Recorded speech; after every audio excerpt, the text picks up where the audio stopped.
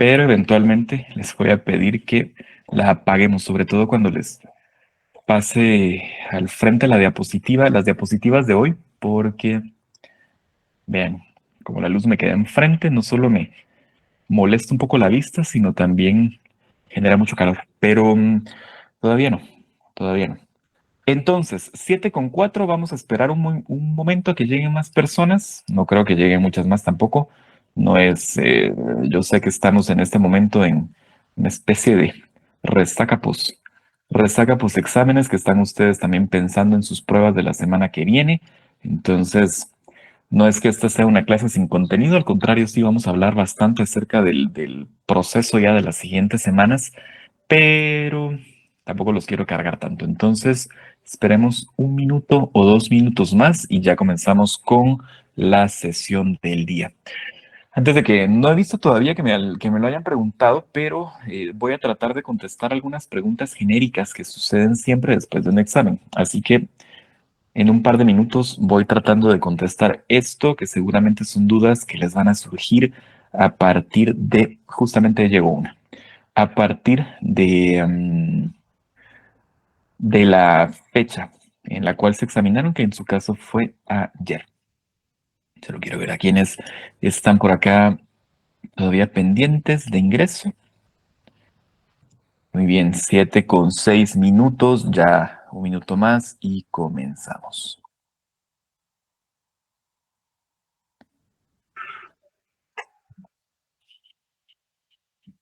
7:06.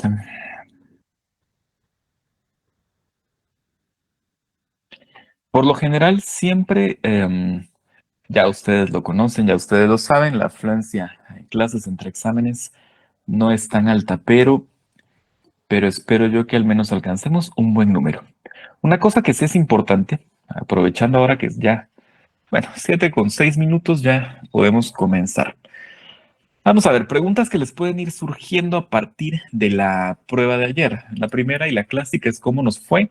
Mi respuesta siempre es la misma. Si ustedes estuvieron en clase, sobre todo a lo largo de las sesiones sincrónicas, su nota siempre va a ser de estándar hacia arriba. No, no es que le haya ido mal a la sección en realidad, y en los casos en los cuales veo notas muy bajas, tiene directa relación con que son personas que no han ingresado a las sesiones sincrónicas. Siempre se hace énfasis en que es importante que ustedes estén acá y solo voy a aceptar a alguien más. Siempre se hace énfasis en que ustedes estén por acá en la mayoría de sesiones sincrónicas a las cuales puedan asistir, porque la mayor cantidad de conocimiento por lo general proviene de estos espacios. Entonces, si es, solo estoy contestando por acá una duda.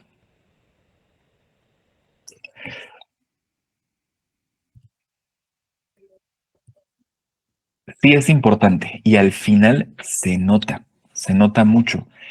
Ya ven, ustedes no han tenido la oportunidad, por supuesto, espero que el próximo año sí la tengan de tener no solo clases, sino también exámenes, por supuesto, presenciales y lo van a notar.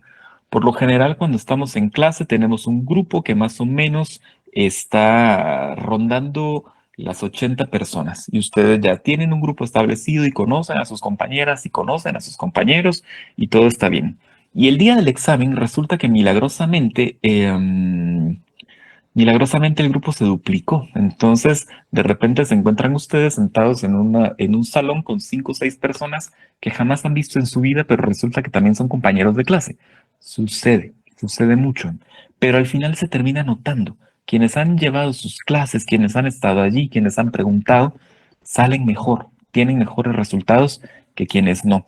Por desgracia, no está normada la asistencia dentro de la facultad y al final termina no siendo vinculante a nivel administrativo y por lo tanto tampoco a nivel académico. Debería serlo. Creo yo que debería serlo, pero mientras no, es responsabilidad de cada quien. Si están en clases, si van, si preguntan, si leen, si tienen los documentos, definitivamente su resultado siempre será mejor. Ok, ¿cómo nos fue? Si estuvieron aquí, ¿les fue bien? En general, a la sección no le fue mal. Segunda pregunta que seguramente les ha de haber surgido es cuándo van a estar las notas. Vean, normalmente, por lo general, las notas tienen un periodo de latencia de 15 días. En ese orden, lo más seguro es que ustedes vean sus notas reflejadas en la plataforma a lo largo de la próxima semana. Yo espero que sea antes, pero de todas maneras, siempre sepan que el plazo oficial es ese, 15 días después de la realización de la prueba. Yo espero tenerlas en plataforma o en cartelera a finales seguramente de la próxima semana. En dado caso sea antes, pues yo les aviso, pero si no, ya saben ustedes que jueves o viernes será el día correcto para que ustedes puedan revisar para ver sus notas como tal. Tercer punto. Si por algún motivo ustedes no pudieron hacerse la prueba, no pudieron hacerse el examen por X o Y razón, entonces saben que también es derecho del estudiante solicitar una prueba extemporánea. En estos casos, el procedimiento siempre es el mismo. Si ustedes no pudieron realizar su examen y tienen una razón válida para no haberlo hecho, sobre todo eso, si tienen una razón válida, pueden enviar un correo, por favor, a la coordinación del área básica. Allí lo que harán es primero recibir su información y adjuntarla con todos los grupos o con todo el grupo de personas que estén en la misma situación. Que en este caso, este año sí tengo algunas personas que ya me escribieron que no pudieron, sobre todo por el tema de Moodle, que no lograron ingresar de la forma correcta o no lograron asignarse en su momento. Ok, si no pudieron ingresar porque no estaban matriculados o matriculadas en Moodle, por supuesto, eso no es un causal para negarles el examen en ningún momento. Simplemente se harán un examen en una fecha diferente o una fecha extemporánea.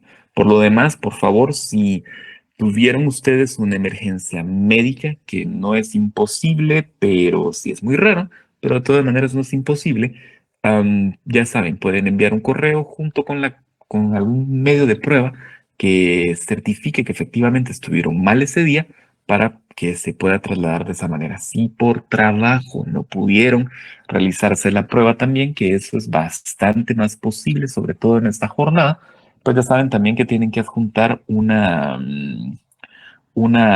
constancia laboral de que estuvieron trabajando a la hora del examen. Y como aquí ya tengo algún mensaje, si su razón fue que no estaban matriculadas en Moodle como Lilian, entonces le escriben también a coordinación explicando que no tenían la matriculación a mano, que no pudieron ingresar a la plataforma y que por ende solicitan una prueba extemporánea. Miren, mi consejo siempre ha sido y será que se hagan el examen en el día asignado, porque eh, fuera del día asignado, cualquier cosa pasa. Y además tienen que hacerse ustedes la prueba, que es una prueba diferente, obviamente, y por ende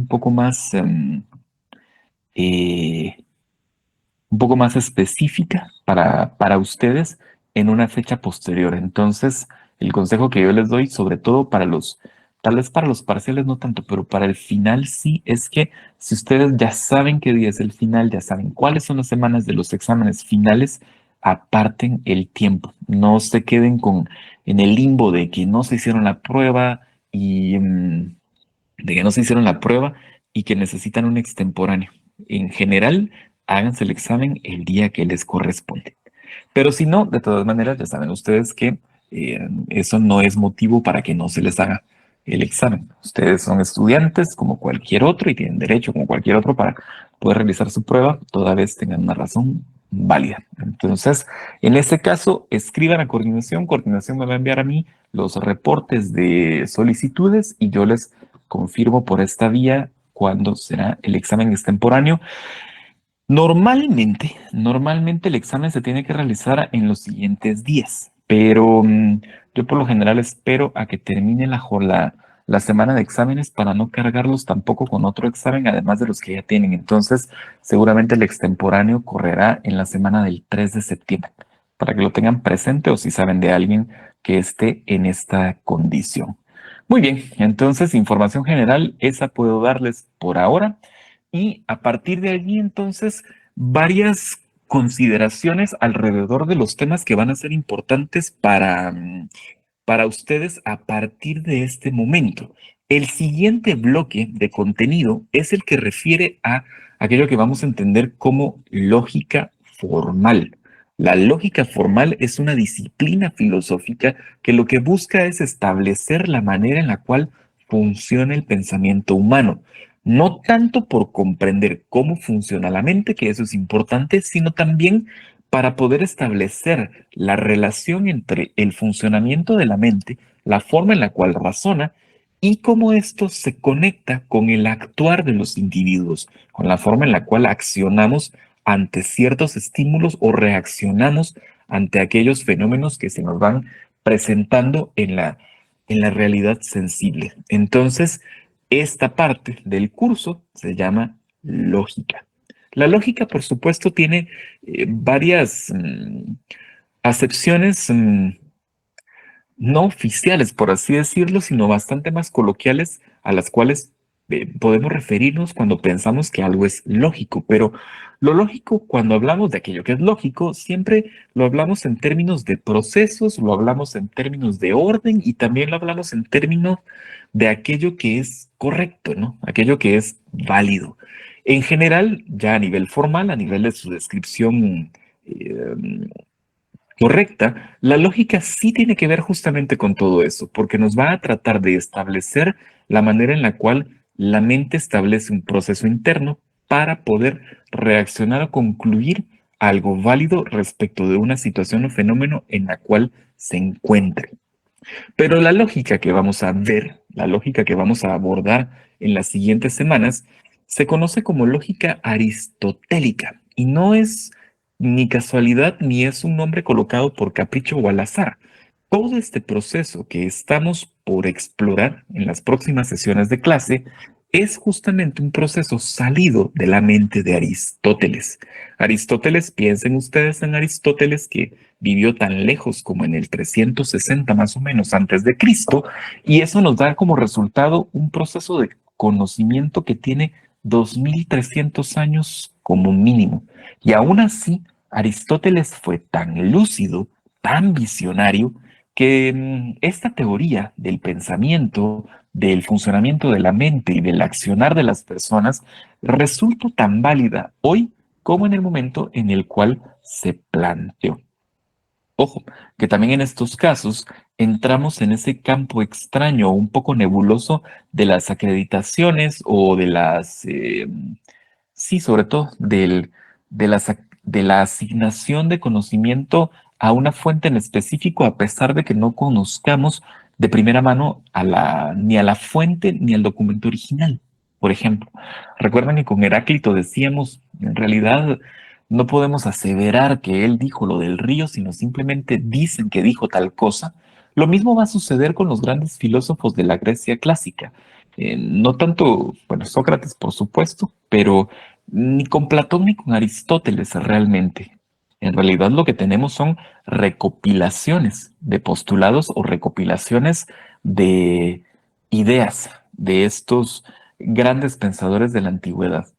¿Qué pasa? Entonces, lo que sucede es que estos productos intelectuales han sufrido o han experimentado una especie de viaje, un largo viaje desde su momento inicial hasta nuestros días. Y en ese viaje, por supuesto, se han visto modificados, se han visto ampliados, se han visto censurados en muchas ocasiones.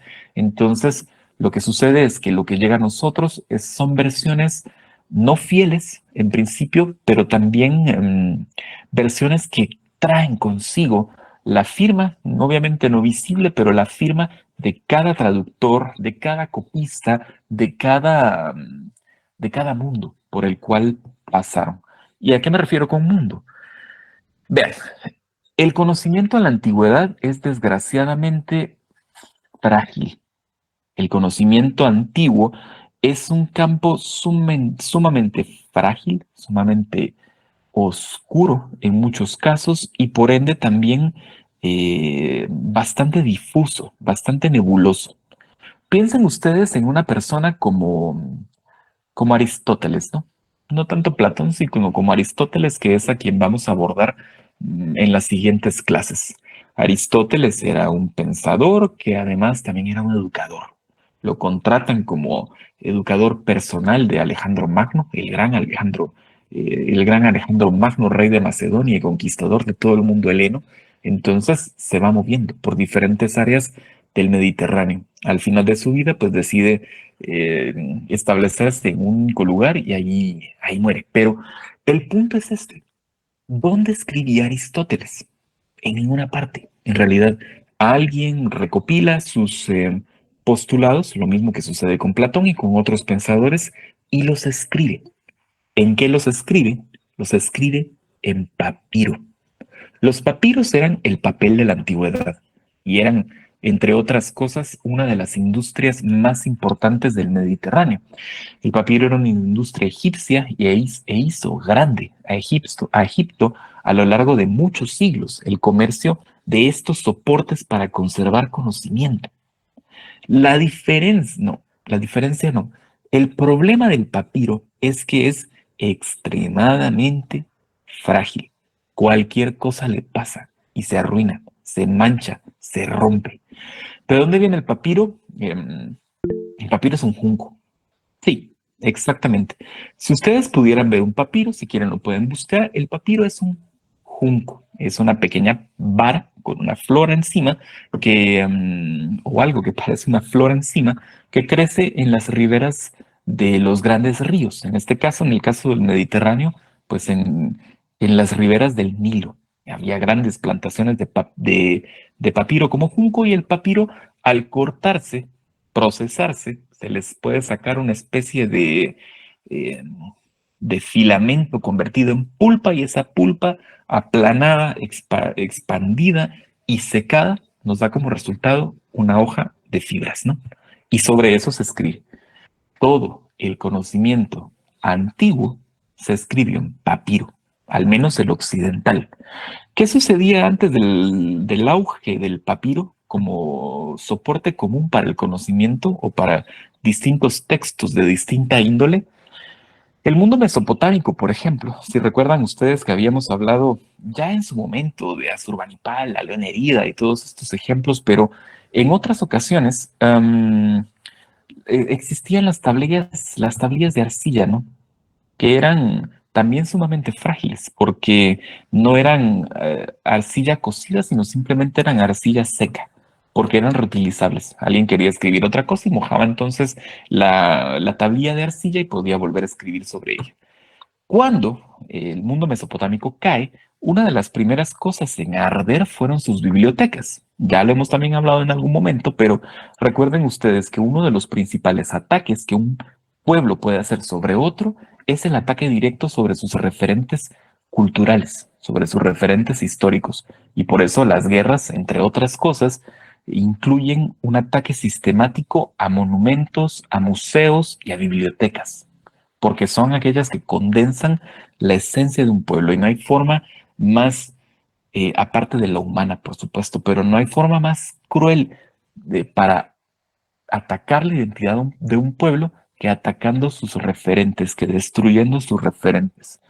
Roma lo hizo, Mesopotamia también lo hizo, obviamente también durante la invasión de América también se hizo, lo hemos visto en el mundo moderno también con la invasión occidental a Irak, a Afganistán y todos estos pueblos del cercano oriente. Una de las primeras cosas en ser saqueadas fueron justamente los museos. Alemania, me pone alguien por acá que también lo hizo en su momento, es cierto. Incluso ustedes pueden ver, este no es tema del curso, pero se los dejo por ahí como dato aparte.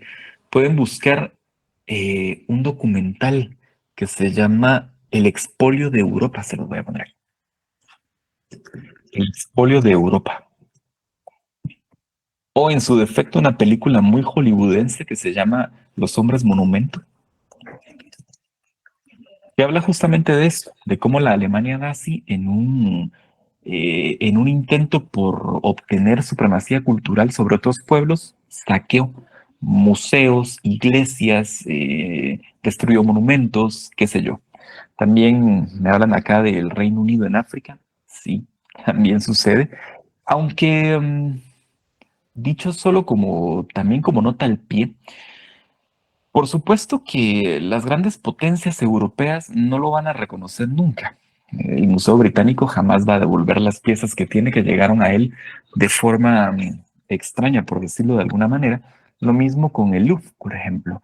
Pero Alemania, que es curiosamente uno de los países que más realizó políticas sistemáticas de expolio en las colonias y que lo hizo también durante la Segunda Guerra Mundial, ha sido muy abierta en los últimos años a hacer procesos de devolución. Ha devuelto muchas piezas producto de saqueo a Perú, a México, a Guatemala también, y en los últimos años ha hecho el reconocimiento público del saqueo de algo que se conoce como los bronces de Benín.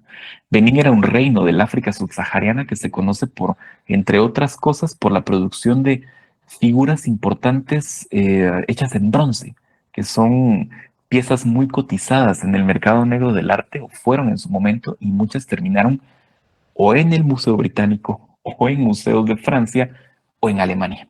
De un tiempo para acá, de unos años para acá, Alemania dijo, ¿saben qué? Sí lo hicimos, sí saqueamos, y esto es incorrecto, y por ende los vamos a devolver. Y efectivamente ha devuelto muchos. Hay una política de devolución alemana de patrimonios de origen espurio, pero no es la norma, en realidad. De hecho, no es la norma y los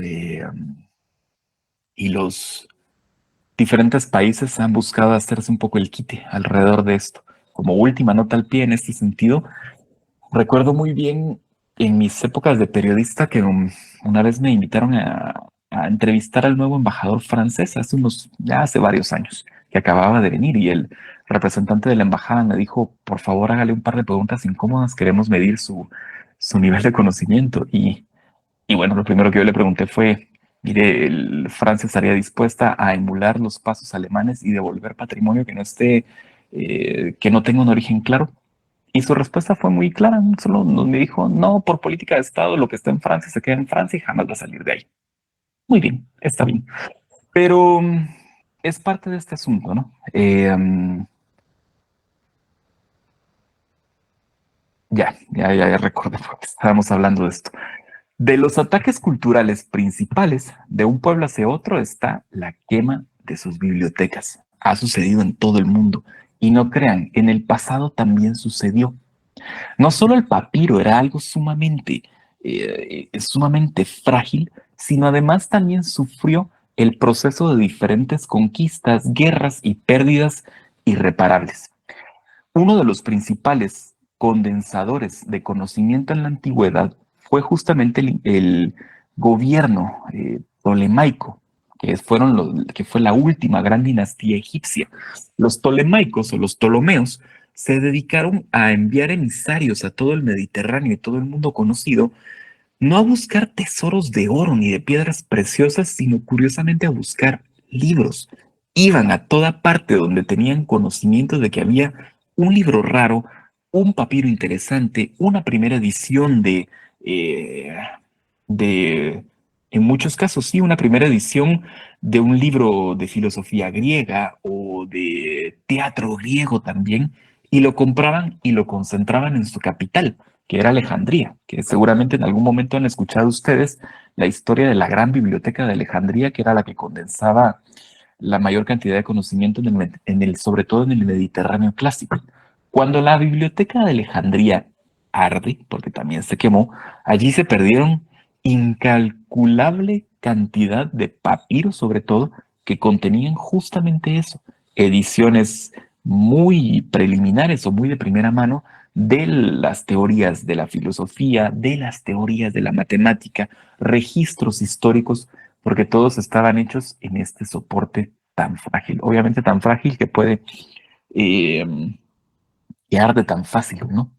¿Qué pasó entonces con la filosofía griega? Para caer de nuevo al punto de Aristóteles. Resulta, resulta que varias copias de la filosofía aristotélica no estaban necesariamente en manos de Alejandría, sino que en realidad se fueron moviendo como copias manuscritas que fueron recayendo sobre todo en Constantinopla. Constantinopla es todavía una ciudad que está en la frontera entre Europa y África, en la actual Turquía. Y allí quedaron resguardados.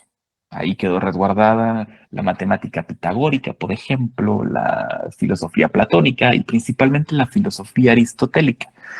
Eventualmente, Constantinopla también cae a manos del mundo islámico.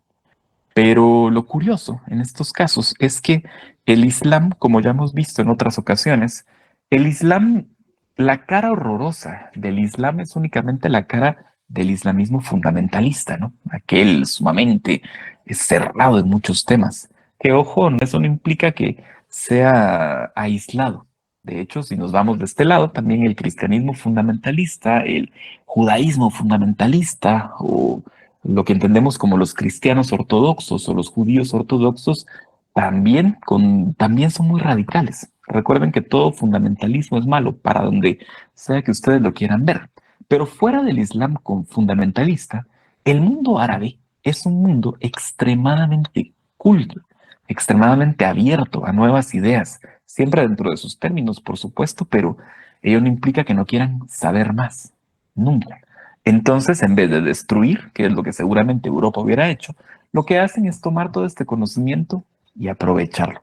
Aprovecharlo, estudiarlo, difundirlo en el mundo árabe y así es como se conserva. Eventualmente en la Edad Media, este conocimiento comienza a regresar a Europa, sobre todo con las avanzadas de los califatos y sobre todo con eso, con las avanzadas de los califatos a España y otras regiones y vuelve. Sencillamente, Aristóteles vuelve, Platón vuelve, Pitágoras vuelve a Europa y a partir de ahí ya tenemos tratados de lógica que provienen de la Edad Media, que después esto se va a convertir en una de las grandes bases intelectuales del Renacimiento. Y todo lo posterior, pues ya ustedes lo recordarán mejor o lo tendrán mejor ubicado. Pero entonces, piensen en todo ese viaje. De ser un pequeño papiro, hacer una copia guardada en una biblioteca que se quemó o refundida en otra biblioteca en Constantinopla, a pasar después a hacer una copia en árabe y después a regresar a Europa para volver a ser traducida a un idioma romance, ya como el italiano antiguo, como el español antiguo, como ya vimos también en comunicación. Pues todo ese viaje generalmente no hace que las piezas lleguen a nosotros de manera inmutable. Al contrario, traerán todo ese bagaje, el bagaje del traductor, el bagaje del copista. Entonces, las piezas filosóficas que tenemos hoy, sobre todo las piezas relacionadas con lógica, la teoría de la lógica, es una teoría basada en procesos acumulativos de conocimiento. Sí, nuestros ejemplos más antiguos, nuestras fuentes más antiguas de las ideas aristotélicas nos hablan justamente de esto, pero ya la lógica que vemos hoy, la lógica que vamos a ver hoy o vamos a ver a lo largo de las siguientes semanas, pues es un proceso, sobre todo un proceso de pensamiento occidental disperso a lo largo de por lo menos unos 20 siglos. ¿De qué nos va a hablar? Nos va a hablar de diferentes puntos. Vamos a comenzar la siguiente clase, sobre todo, vamos a comenzar volviendo a la teoría del materialismo aristotélico, aquella idea de los conceptos, de las características esenciales, de las características accidentales, porque a partir de esa noción tan básica, vamos a encontrar o vamos a descubrir una forma de construcción de la realidad. La idea de un concepto, la idea de un concepto es el resultado de un proceso de abstracción, pero a partir de esa idea podemos identificar aquellos fenómenos que vamos a experimentar. El micrófono, ahora no lo tengo, pero el micrófono siempre va a ser un micrófono. Yo lo entienda como tal o no lo entienda, sus características seguirán inmutables. Soy yo el que le da la dimensión de lo que quiero que signifique. A partir de esa idea, podemos expandirnos y empezar a hablar de lógica, sobre todo haciéndonos la pregunta correcta. ¿Qué es lo que yo quiero que signifique un fenómeno? ¿Cuál es la significación que le doy a ciertos objetos, más allá de la descripción básica. Eh, um, por ejemplo, si se fijan en si se fijan en este peluche que tengo aquí, ustedes dirán, ah, este objeto es un peluche. Bien, teoría de conceptos básica, ¿no? Pero si yo digo, este concepto este peluche es interesante, allí hay un proceso lógico detrás. Y sobre todo, allí hay una formulación lógica. ¿Qué es esto de las formulaciones lógicas? Es curioso, pero es la base de lo que ustedes van a tener que hacer a partir de las próximas semanas. La lógica, esta parte del curso, ya no es teórica, es sumamente práctica. Para tener ustedes que memorizar ciertas fórmulas, pero más que memorizarlas para poder decirlas o repetirlas, van a tener que memorizarlas para poder utilizarlas en diferentes procesos. Esta parte del curso necesita eh, de ustedes o va a demandar de ustedes un alto grado de concentración y un alto grado de esfuerzo para poder entender y aprender ciertos puntos. Desde ya les doy un consejo. A lo largo de las siguientes clases, habrá momentos en los que yo les diga, este concepto lo tienen que memorizar. Esta tabla de relaciones la tienen que memorizar. Cuando yo les diga esto, háganlo. Y sobre todo también, como consejo, este es un consejo propio, no está en el libro, no se los va a decir nadie más. Por favor, si yo les digo, este concepto memorícenlo o esta tabla memorícenla, sáquenlo en una ficha. Hagan una ficha pequeña que puedan ustedes tener a mano en su cuaderno, en su, sobre todo en su cuaderno, pero si la quieren tener por fuera, mejor. ¿Por qué? Porque todas las tablas que yo les diga, memorícense esto o bien sáquenlo en una ficha aparte, les van a funcionar como tablas de cálculo. Y entonces, si yo les digo en su momento, por favor resuelvan la fórmula A más I, pues ustedes en vez de decir ¿y qué es A y qué es I? Se pueden ir a su tabla y ver, I significa esto, A significa esto, y la formulación me dice que siga estos pasos para alcanzar un resultado correcto. Ese es el mejor consejo que puedo darles. Cuando yo les diga, memoricen, memoricen. Si yo les digo, saquen una tabla, sáquenla, por favor. Por aquí alguien me pregunta por los conceptos. Calma, esto solo fue un paso superficial. Ya la siguiente clase lo vamos a hablar largo y tendido. Ok, aparte de eso, entonces, los conceptos como tal nos van a llevar a otras nociones, nos van a llevar al concepto, del concepto vamos a partir para hablar acerca de la proposición categórica, por ejemplo, que es otra área que está en el camino, y la proposición categórica nos va a llevar al juicio, por ejemplo, que es otro paso en este proceso, para al final caer en el eje de toda esta teoría, que es algo que se conoce como el silogismo. Un silogismo es un razonamiento y en esencia lo que busca es ser un razonamiento válido, válido desde el punto de vista de la teoría de la lógica formal. ¿Por qué se llama formal? Porque está llena de formulaciones, entre otras cosas. Entonces, un silogismo es un razonamiento válido. Al final de todo, esta validez puede estar o puede no estar. Cuando un razonamiento no sea válido, esto nos va a generar una falacia. Las falacias pueden ser porque nos equivocamos en el proceso, nos equivocamos en la fórmula, que puede suceder mucho, y a eso le llamaremos una falacia formal. Y cerraremos esta parte, que yo creo que si nos da tiempo lo haremos y si no lo dejaremos para el examen final. Cerraremos esta parte con la falacia no formal. En ocasiones un razonamiento no es válido en ningún momento y ni siquiera intenta hacerlo. pero trata de dar la imagen de validez para engañar a la persona que lo recibe.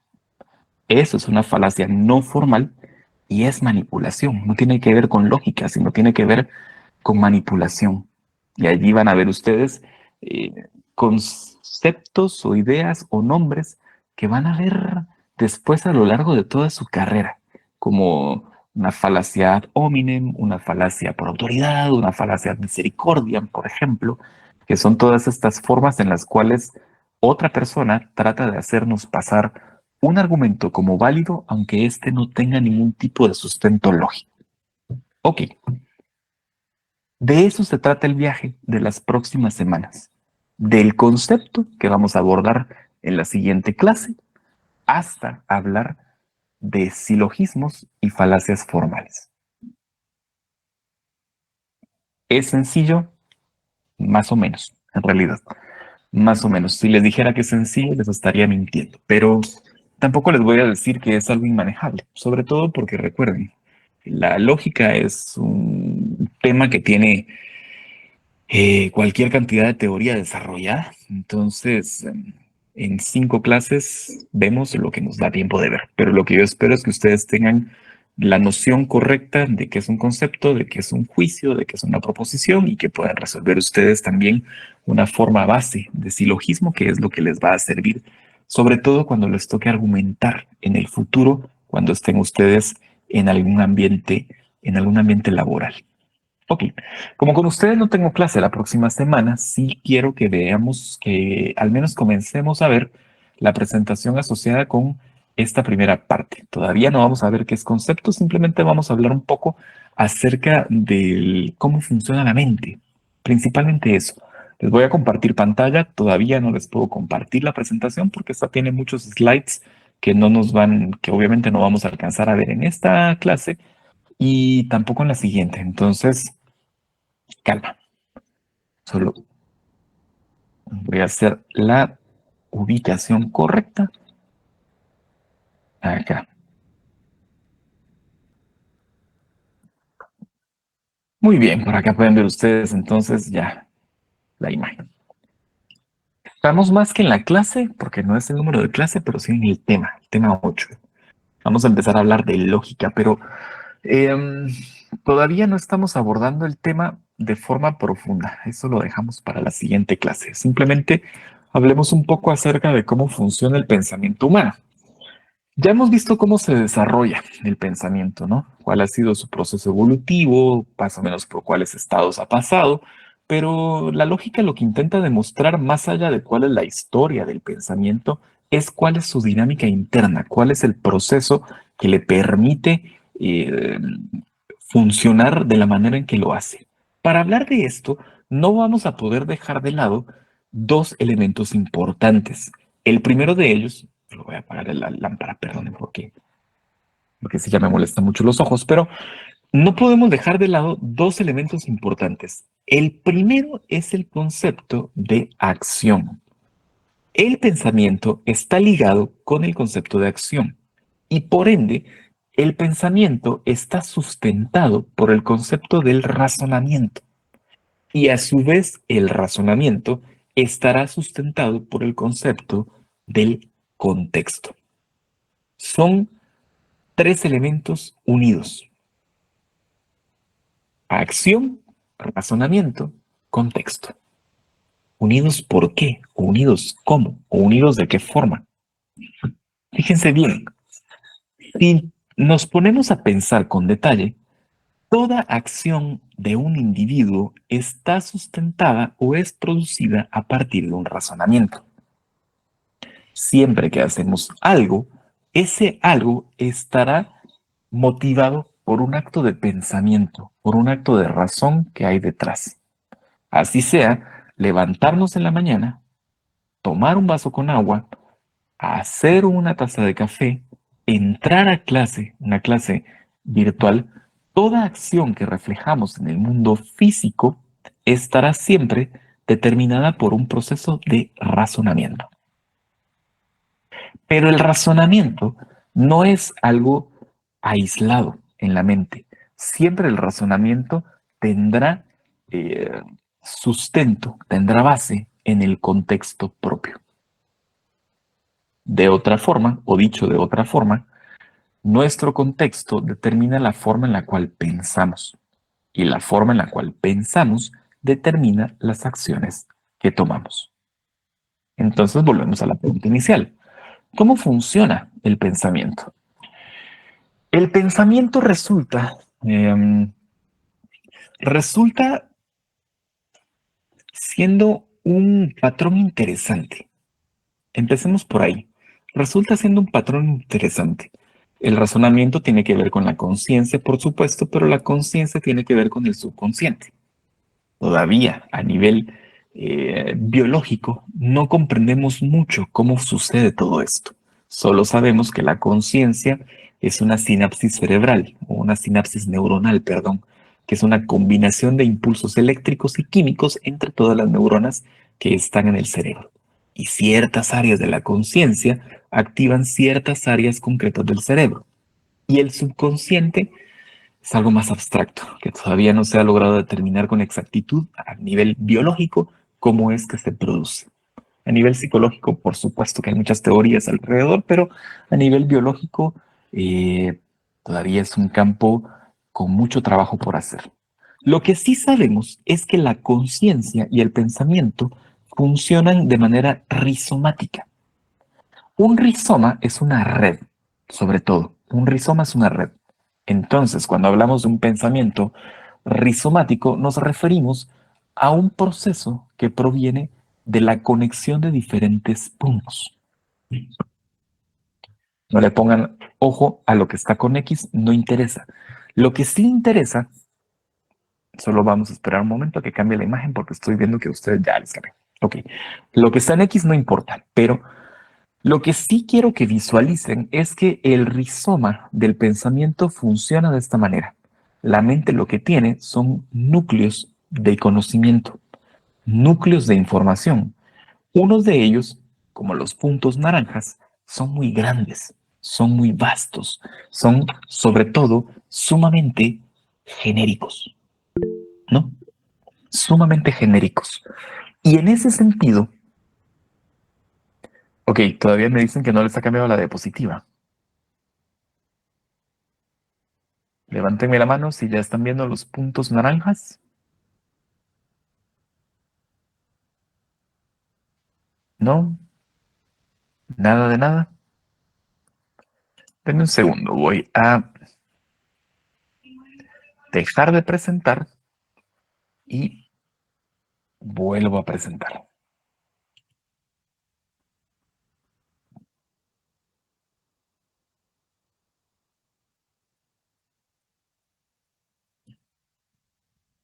Ahora sí,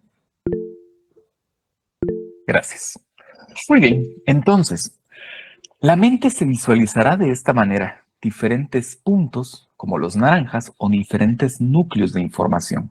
Son grandes, son generales, son vastos. Pero alrededor de estos grandes núcleos siempre va a periferias, periferias de conceptos, de ideas, de conocimientos que se relacionan con ese núcleo. Y lo mismo en sucesivo, tejiendo una red expansiva por cada núcleo. Entonces, si ustedes tienen, ¿qué les había mostrado, no? Al otro grupo también enseñé esto. Si yo tengo una taza, por ejemplo, o se presenta frente a mí una taza, esta taza, por ejemplo, ¿qué puedo ver en ella? Necesito ir al núcleo de información que tiene que ver con trastos. Y ahí entonces sabré que hay una taza. Pero además también tengo este logo acá, ¿no? Que representa a una marca comercial. Entonces debo ir al núcleo de información que tiene que ver con restaurantes de comida rápida y ahí comprenderé la referencia de este logo que está acá. Pero además, la taza tiene un diseño con dos volcanes, un lago y atrás dice Atitlán. Entonces, debo siempre ir a la referencia que tengo acerca de Atitlán. Geográfica, con recuerdos de las veces que estaba en el lago, no lo sé. Y si me pongo a analizar qué es lo que hay dentro de la taza, veré que es café. Y eso también produce un núcleo de información relacionado con todo el proceso relacionado con esta bebida. ¿Qué pasa? Cada núcleo es aislado. Los utensilios o los trastos, las marcas de comida rápida, las bebidas y sus tipos y la geografía guatemalteca son núcleos diferentes. Pero al momento de enfrentarme al fenómeno, debo activarlos todos para poder entender a cabalidad lo que estoy viendo. Lo mismo sucede con la figura que les mostraba hace un momento, ¿no? Aquí tengo que activar el núcleo de lo que entiendo como un peluche, el núcleo de lo que entiendo como animación, el núcleo de lo que entiendo como una película, todo. Y todos combinados me darán una lectura certera del objeto que estoy percibiendo, que en este caso puedo ver y puedo tocar. La mente funciona así.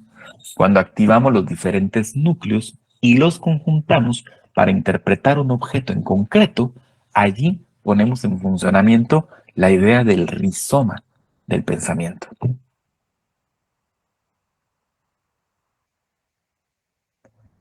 Y a partir de ello,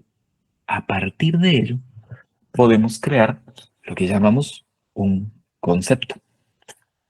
Un concepto no es otra cosa que una definición abstracta que damos para un fenómeno de la realidad. Entonces, si yo veo esto, como ustedes ven aquí en pantalla, pues es un teléfono, ¿no? Y yo sé lo que un teléfono es. Bien. O, por ejemplo, si le doy un sorbo al café que está acá, lo identifico como café y está bien.